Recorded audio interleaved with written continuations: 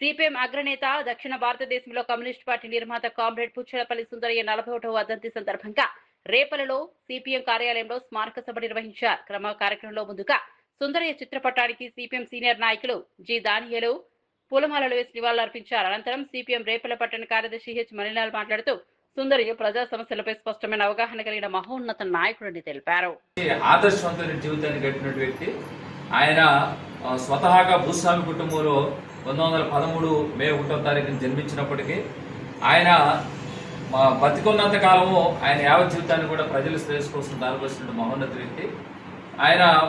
మొత్తం సమాజం బాగుండాలనే దానికోసం భూస్వామి కుటుంబంలో జన్మించినప్పటికి కూడా దళితులు అట్లానే ఇతర సామాన్య వ్యవసాయ కూలీలు వీళ్ళందరి కోసం అప్పట్లోనే సంపత్తి భోజనాలు నిర్వహించడం కానీ, దళితులు బావిలో నీళ్లు తోడుకొనిపోతే అగ్ర కులాలు ఉన్నటువంటి చోట దళిత వాడలో ఉన్నటువంటి నీళ్లు తీసుకొచ్చి బావిలో పోయటము, అట్లానే దళితులకి సరుకులు అమ్మని నేపథ్యంలో సరుకులు స్వయంగా ఆయన తీసుకొచ్చి అమ్మటం అనేటువంటి, తీసుకొచ్చి ఆధారక ఇవ్వటం అనేటువంటిది, అట్లా అందరినూ చోటు కూర్చోబెట్టి సంపత్తి భోజనాలు నడపడం, దళితుల శ్రేయస్సు కోసం పాటుపడేది. ఈరోజు వ్యవసాయ కూలీలు ఎవరైతే ఉన్నారో వీళ్ళందరికీ సంబంధించి వ్యవసాయ కార్మిక సంఘాన్ని ఏర్పాటు చేసి వ్యవసాయ కూలీలకు సంబంధించి పని భద్రత ఎట్లా ఉండాలంటే అప్పట్లోనే ఆ రోజు సుందరయ్య గారు మహోన్నత వ్యక్తి ఆ రోజు చెప్పడం జరిగింది.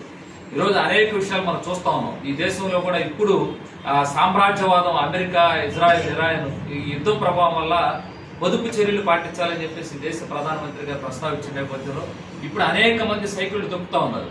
కానీ పుచ్చలపల్లి సుందరయ్య గారు ఆ రోజే ఆయన ఉత్తమ పార్లమెంటేరియన్గా ఆయన కోసం పార్లమెంటులో ఆయన పార్లమెంట్ సభ్యుడిగా ఉన్నప్పుడు ఆయన కోసం ప్రత్యేక సైకిల్ స్టాండ్ ఉండేది. పార్లమెంట్కి సైకిల్ స్టాండ్ లేనటువంటి ఏకైక వ్యక్తిగా కూడా అప్పట్లోనే సుందరయ్య గారు కీర్తించబడ్డాడు.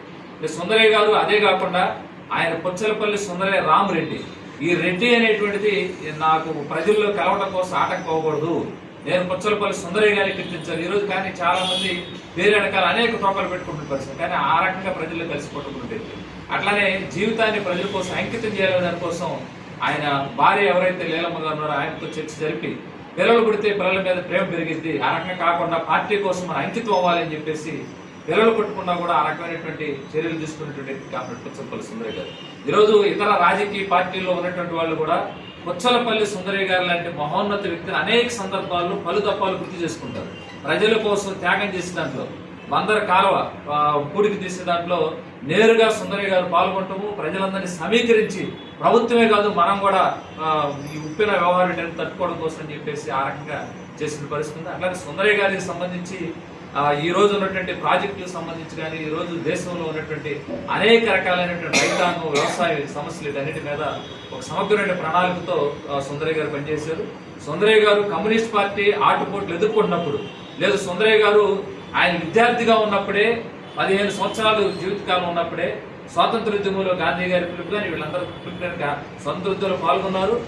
ఆయన్ని అప్పట్లోనే జైల్లో పెడితే 2 ఏళ్ల పాటు జైలు జీవితాన్ని అనుభవించడము, ఆ తర్వాత మళ్ళా ప్రజల కోసం అంకితమవుతో పనిచేయడం అనేటువంటిది సుందరయ్య గారి జీవితం ఈ రోజు ఉన్నటువంటి ప్రజానీకానికి ఆదర్శం.